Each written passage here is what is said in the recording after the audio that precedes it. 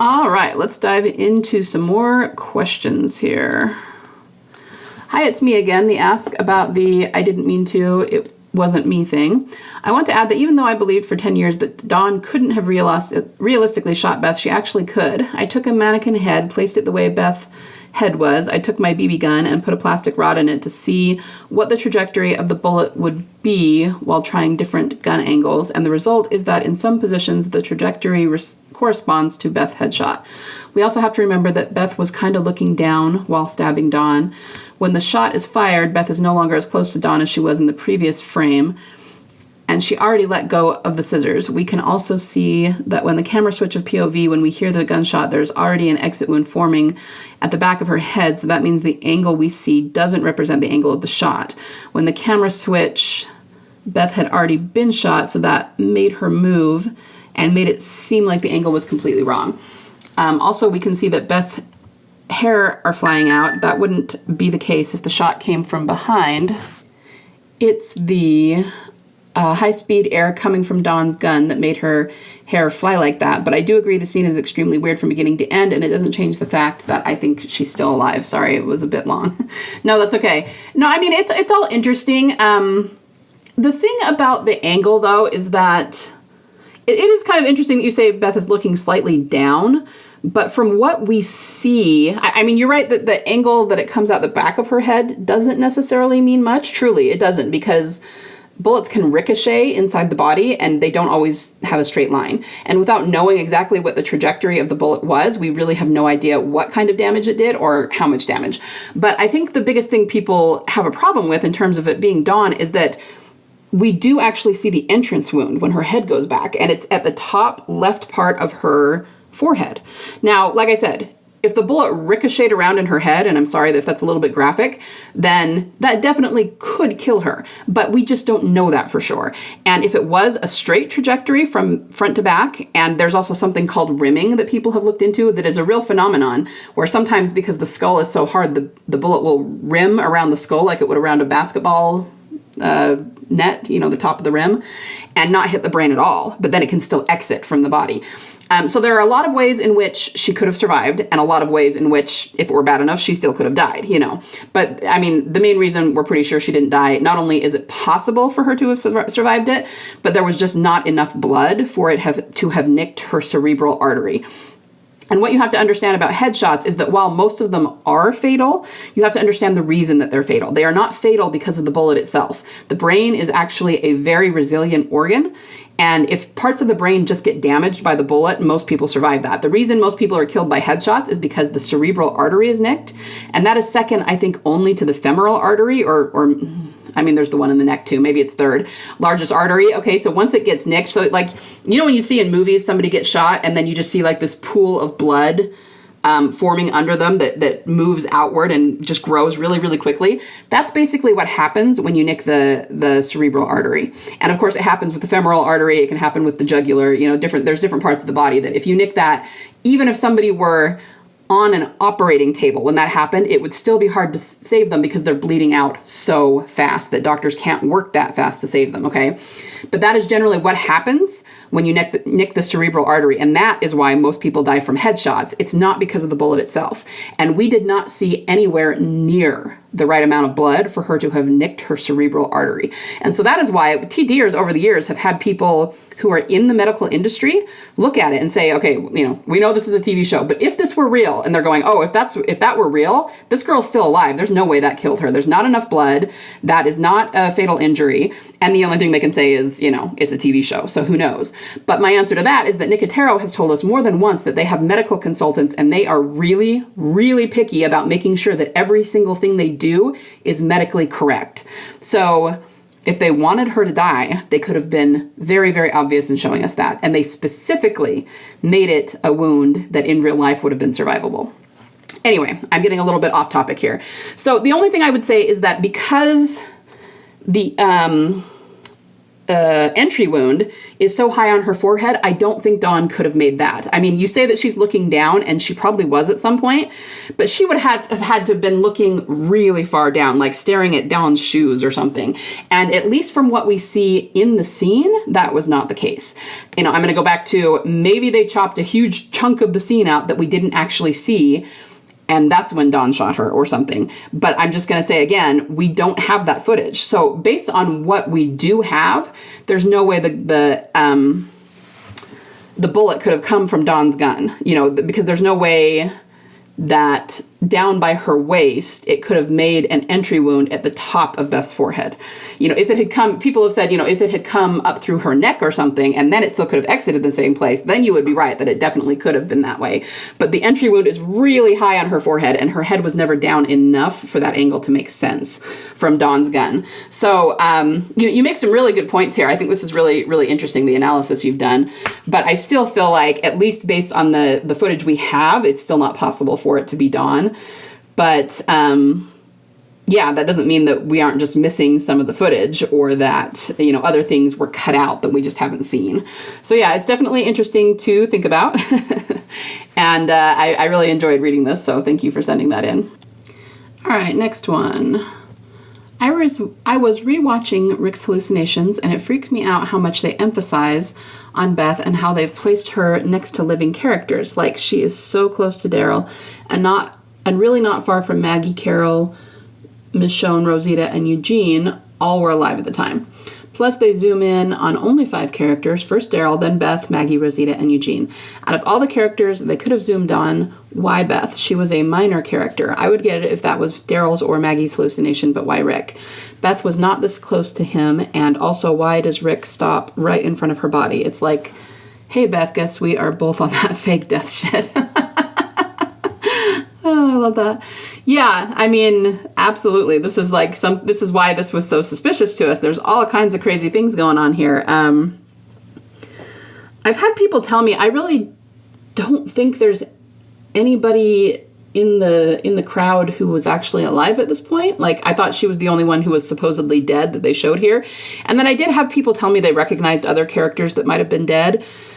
But as you say, even if that's true, I've never found anyone, like, I don't see clearly like Bob or Tyrese or anything like that. I've had other people tell me that they think they can. But whether there are other dead characters there or not, like you said, like, this is the most important thing, that she's among other characters who are alive and well on the show at the time, and they're zeroing in on that. They're zeroing in on her. They're not zeroing in on Carl laying there, which would make a lot more sense for Rick or Shane or Lori or anybody like that. So I think this is both a callback and also a foreshadow. I think it's a foreshadow because he's heading into the CRM, and we think that's where Beth is too. Now, I'm going to try really hard not to ramble about this for too long, but we don't know what's going on with the CRM right now, because it really did seem like they kind of shored up that storyline in the end of The Ones Who Live. So I've said this before, but it's one of two things. Either, you know, the big baddies, the big war that they're going to have is not going to be with the CRM. It'll be with another group that's bigger than they are, and we just always assumed it would be the CRM. Maybe that was a bad assumption, but that doesn't mean that the storyline won't be there. It just won't be quite what we thought it was in terms of who they're going to be fighting. Either that, or it's just that it's a little bit of a misdirection at the end of The Ones Who Live, and the CRM story is not over, and we will see a lot more of them. You know, there are lots of different factions, it sounds like. There's different, just because Rick and Michonne made nice with one faction doesn't mean that there aren't other factions that could be a problem. But the main reason that I think the CRM is still a thing is because we absolutely know that Rick went into the CRM. Like, that's been well established now. And they're really equating Rick and Beth's storylines here. You know, it's like he was heading into the CRM, and I think part of the reason they did this is because she's in the CRM too. And they're trying to show us that that's going to become relevant and that it has something to do with where he's going. And then, of course, we could go off onto a tangent about the blonde woman we saw in The Ones Who Live, who's in the background. And, you know, I mean, there's a lot of hints that Beth is inside the CRM organization somewhere. So that's part of it. I think it's a bit of a foreshadow for where she is, but I think this could also be sort of a callback, like they're trying to tell us, especially because Rick looks down at her like this. They're almost hinting that there's stuff going on or stuff that happened in the past with Beth that we didn't see, especially because of the blood on her arm. We've made a really big deal about how I think you see a little bit of blood spray on her hair, but it's not focusing on that. There's a ton of blood, almost like someone dumped a ladle full of blood on her upper arm, like on her bicep. And we have no idea what that's from. I mean, I suppose you could argue that it's just dripped from her wound or something, but that's really not what it looks like. In terms of physics, that looks like there's a wound there that we never saw.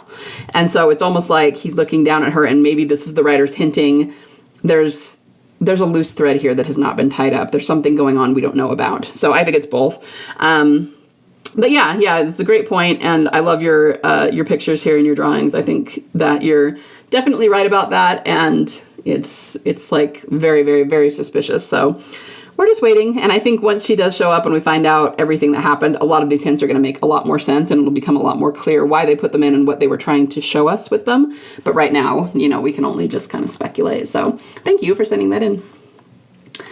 Emily liked a Beth-related tweet and then a tweet about being on a boat. Nice. Yeah, that's always suspicious for sure. I mean, it's understandable why she would like Beth tweets because, that's her past work. But yeah, she does a lot with it seems like boats and water and oceans, and there's not any particular reason for that, but it is a lot of Beth symbolism. So I really like that. And I love the little Beth doll down at the bottom. That's really cute. So thank you. I didn't see that. I totally missed that. So I'm glad you sent that in. Hey, you said in a previous ask that it was confirmed by Kirkman that Rick was in a coma for 3 weeks, but all the articles I've read state that Kirkman said 4 to 5 weeks. I mean, maybe it wasn't Kirkman. Maybe it was Gimple. I don't know.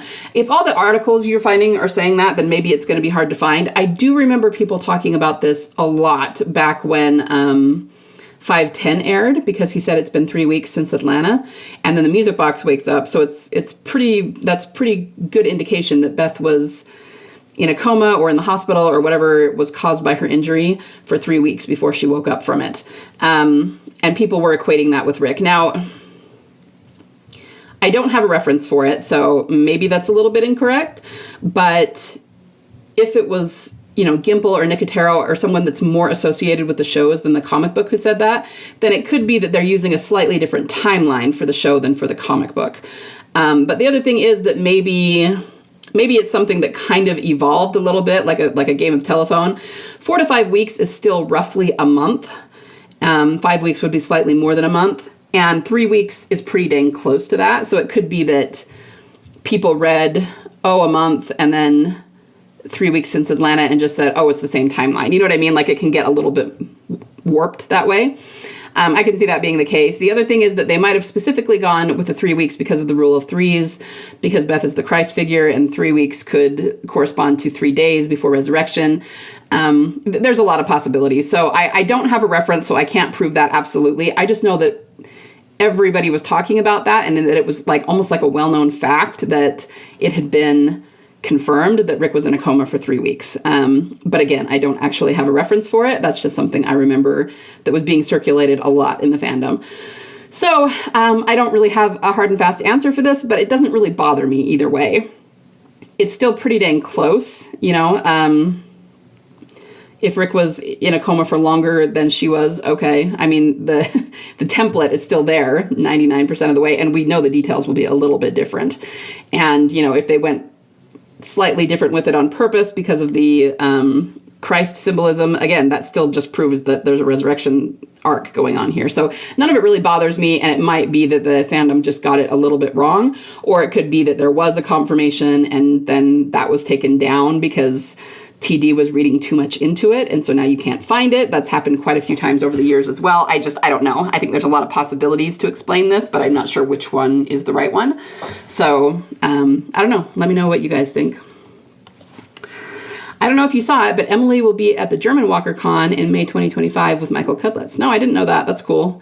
Yeah, she's doing a whole lot of WalkerCons recently, right? And once again, let's just reiterate this. We don't know of any official work that she's doing in Europe. She may be visiting there for a vacation or something, but she's being awfully quiet. She's not posting a ton of pictures lately. And I'm sure that they're having her go to those cons because she's there and it seems like a good reason for her to be there. But I don't really see them sending her to Europe or her paying to go to Europe just to do some cons. At least, let's put it this way. She's never done that in the past. It's not like every year she goes to Europe to do the cons. So it just is still really, really suspicious. It feels like there's some work that she's doing there that we don't know about. Like maybe she's filming and therefore she's there anyway, and that makes sense. If she's there anyway, she might as well go to the cons. But then she's going to these cons and she's saying some pretty suspicious stuff. So I was told that she went to the one in Amsterdam, and we didn't get any videos from that, but the people who were there basically said that she said the exact same stuff that she said in the French con, which means that just confirms what we said. Those are talking points, and that's what she has been asked to talk about and asked to say at every con she goes to. And that suggests that she's making the rounds and getting people to hear what she's saying, which is sort of like priming them for Beth's return. And she might be doing something, some work or some filming in Europe that we don't know about. So the more I hear stuff like this, the happier I am, because I just think it's really good evidence for what's going on. I don't know what to think anymore, because I still believe Beth is alive somewhere, but it's been so long. What would be the point of bringing her back now? I mean, the flagship show is over. The Ones Who Live won't have a second season. The Daryl and Maggie spinoffs are limited. We have no evidence that a big crossover spinoff is happening. Why would they have made a whole secret story about Beth leaving clues for years only to bring her back for a few episodes? Even if she comes back at the end of Daryl Dixon's season 2 or season 3, the show will end and Beth would be just in a couple of episodes. This seems to be way too big build-up for practically nothing. Well, see, where I disagree with that is I do think that we have a lot more story coming. I know that they haven't officially announced anything yet, but that doesn't mean it's not coming. We actually have a lot of evidence that just because of storylines that are still hanging, that they're going to have more story. A big one is Morgan. They had him heading back toward Alexandria at the end of Fear, and we haven't seen him get there. There was a lot of people that speculated when Daryl talked to Carol on the radio, and she said somebody came back, that it might have been Morgan. But now I'm pretty sure it was Rick. You know what I mean? She probably knows that because Rick and Michonne came back. And of course we didn't know that until we got the end of The Ones Who Live.